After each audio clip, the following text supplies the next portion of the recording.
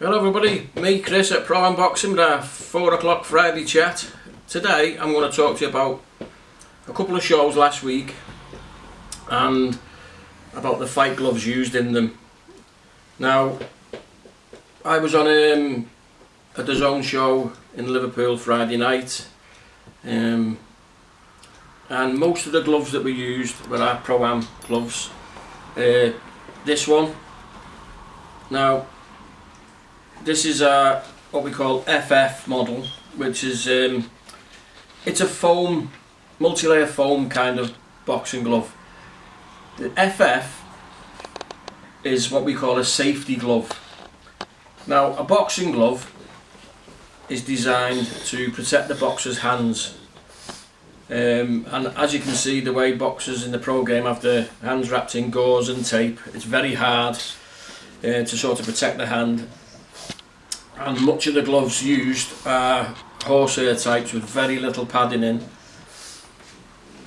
But in the long run, if you want to keep your hands in good condition and not get them broke every time you box, you need to choose a good kind of glove, a protective kind of glove like this one.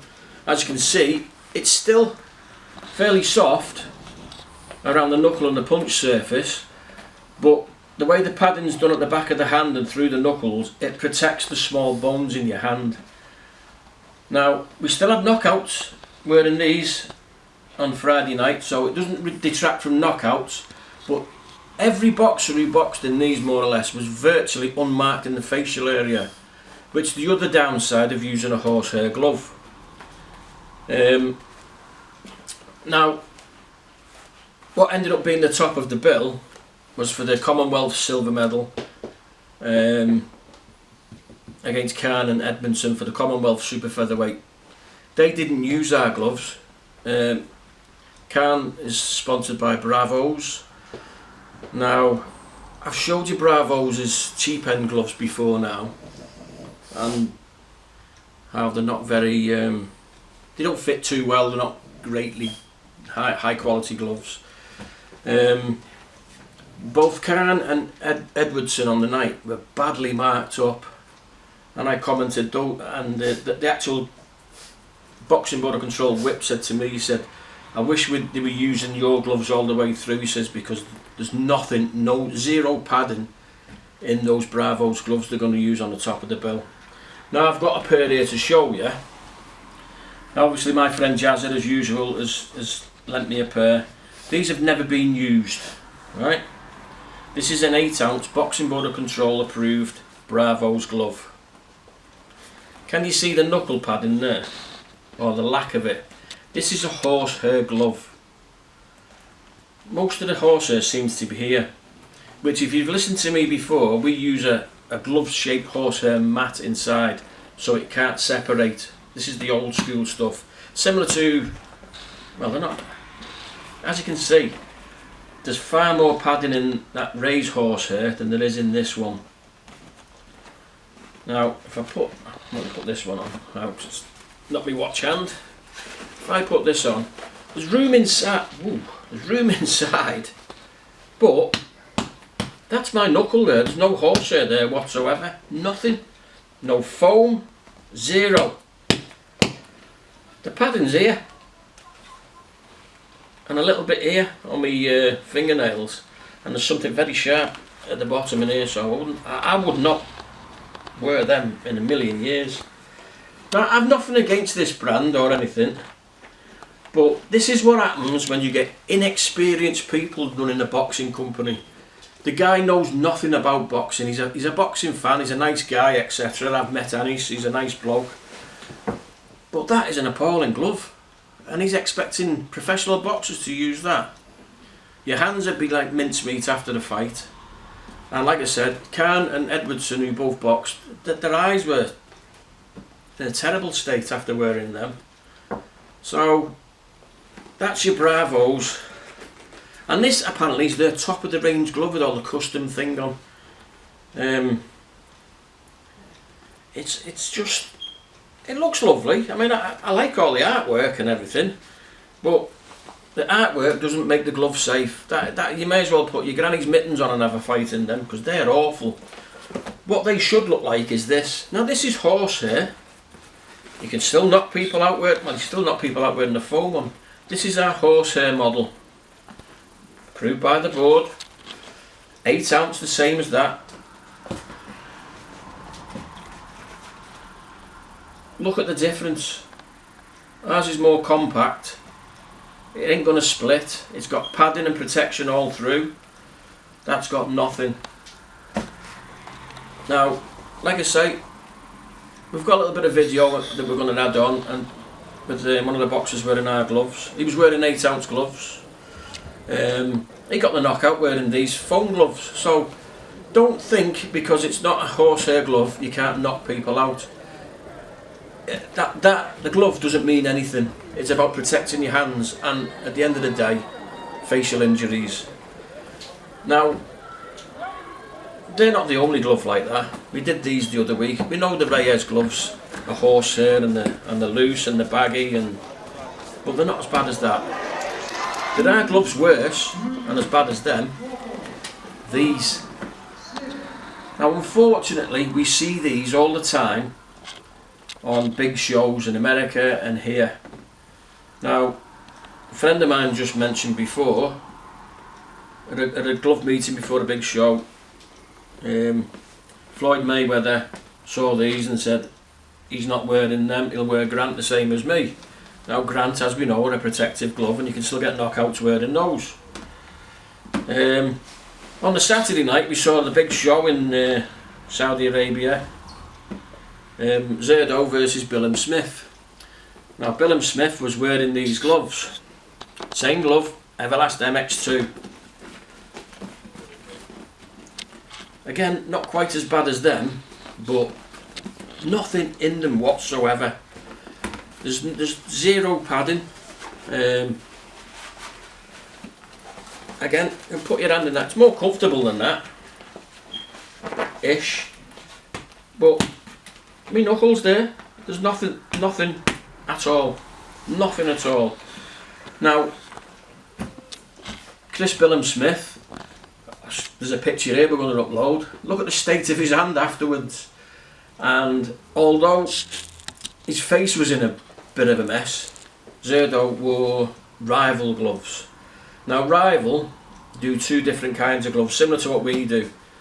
They do a horsehair one, which is very similar to this, which I would imagine what was, I'm not 100% certain, but say by the state of Billam Smith's face, I would imagine it was the horsehair one he was using. The other one they do is similar to this, but it's harder. It's very hard. It takes breaking in. Nice gloves, but they take the hard to when you punch on anything. So I don't think he was using those ones. But again, a lot of them think because it's Everlast and because they sponsor all the shows, they've got to wear their gloves. If you're a professional boxer and you want to have a decent career, my advice is pick your gloves carefully. I'm not saying you have to buy ours, but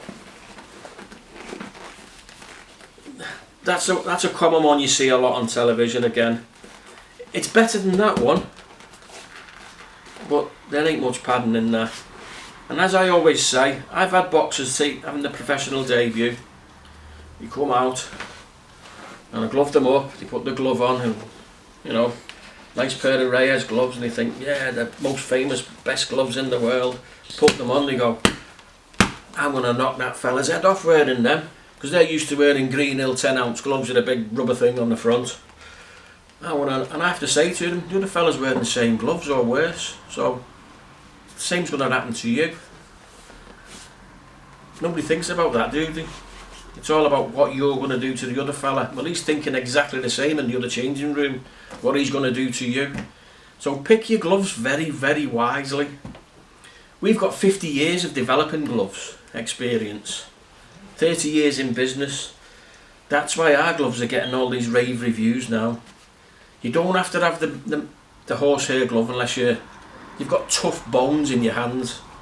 But think on, the other fella's going to get the option of wearing the same glove or a similar pair of gloves. If you're in a glove meeting and they turn up with those or those, well, to be honest, those, I would ask them to change them because they're not good. If you want horsehair gloves, ask us about our horsehair gloves, because the padding, we have a pad here to protect your metacarpals, we have strengthening here to protect your wrist. It's not just all about the knuckle, and there's plenty of padding even though it's a horsehair glove. So really think on what you're going to use. Also, a lot of people buy these from the bags. Fine, if that's what you're going to fight in, get used to wearing that glove on the bag. But I would go again for an 8 or a 10 ounce Grant or RFF model or a similar model. Don't use a horsehair glove on the bags, because you're going to pay a lot of money for something that's going to go rock hard and you can't use after a few months. So there's no value in using a horsehair glove really on bags and pad work. Now, the other thing I'm going to say now might upset a few people, but I'm good at that. I like upsetting people by telling the truth. Now, our gloves have been used on the professional game for 25 plus years. We've been used in all sorts of title fights years and years gone by. When this new rule came out about getting the Boxing Board of Control stamp on them, we redeveloped our gloves, and fair enough, we sent them off to be tested, and they were tested and approved and passed, both gloves.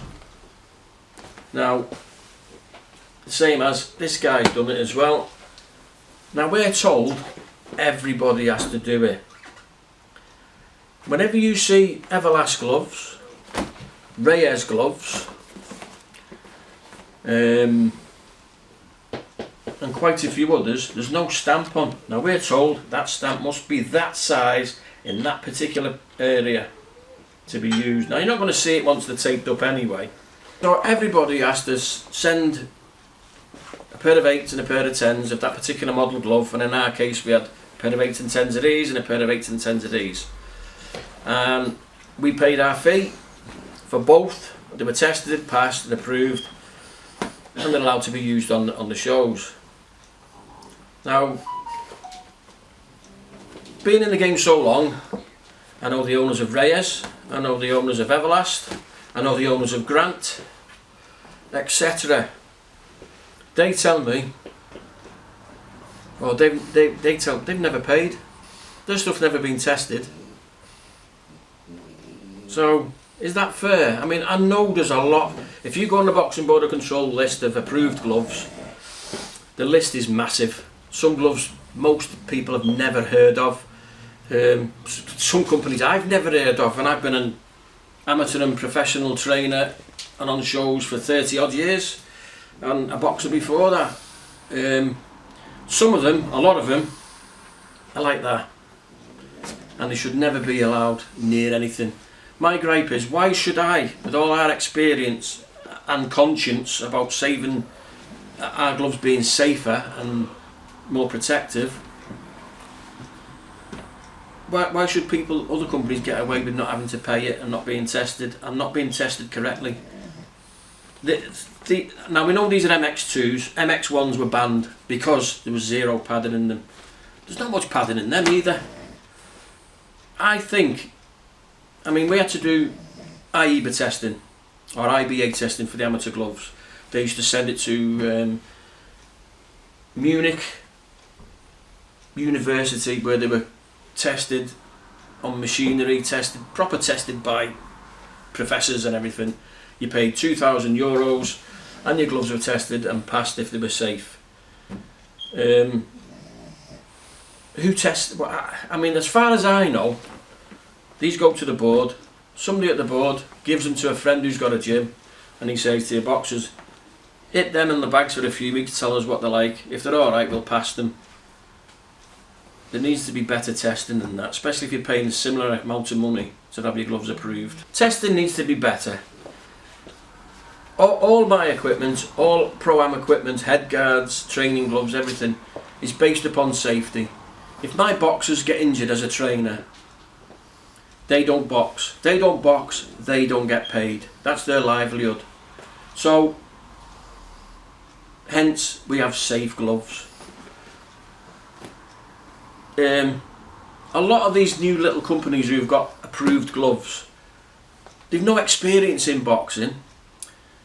They maybe buy a pair of these, send them to a cheap factory in Pakistan, get them copied, pay the board the fee, and then they get passed.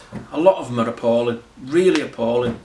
And if you look at that list, it's a massive list. I'm not particularly picking on anyone. You can see yourself from me just showing you here, and you know how hard the tape and gauze bandage is on a professional boxer's hand wraps. The padding on the knuckles has been getting bigger and bigger over the years, mostly to compensate for the lack of that. Now that padding on the knuckle isn't soft, it's rock hard, because it's gauze bandage, it's not sponge, it's just gauze bandage and zinc oxide tape. Gloves like these are going to shorten any boxer's career, whether it be the hands or facial injuries. And like I say, if you're not a professional boxer but you like to use these gloves in the gym, think about it, because if you work in an office on a computer every day, you smash your hands in on a bag or on the pads wearing a poorly padded pair of gloves, you can't go to work, so you won't earn any money, in a similar way that a boxer doesn't earn any money. So there you go, there you have it. You don't have to take my word for it. You look up on YouTube or the two shows that I've mentioned, the DAZN show on Friday night at Liverpool Olympia, or the Zerdo versus Billam Smith show in Saudi Arabia on the Saturday night. Look at the state of the faces and the hands. That's what happens when you wear these gloves. And unfortunately, it's not about the quality of the glove, it's about money changing hands, which is naughty. Like I said, we've paid our dues in boxing and to the board, and made proper gloves that look after the head and the hands. Other companies, they're not boxing people, they don't get it, and they need to be looked at more closely. Hope you've liked this one. Please tick the box, subscribe, pass us on to your friends. Take on board what I've said, because you don't want broken hands. Trust me, I've had both my hands broken, and generally with poor quality gloves. I've also had facial injuries, not necessarily through boxing sometimes, but I know how it feels. I've had broken eye sockets, cheekbones and nose, so I know what it feels like to have them injuries, and it ain't fun. So like, subscribe, tick the box, pass us on, take on board what you've said, and I'll see you next week.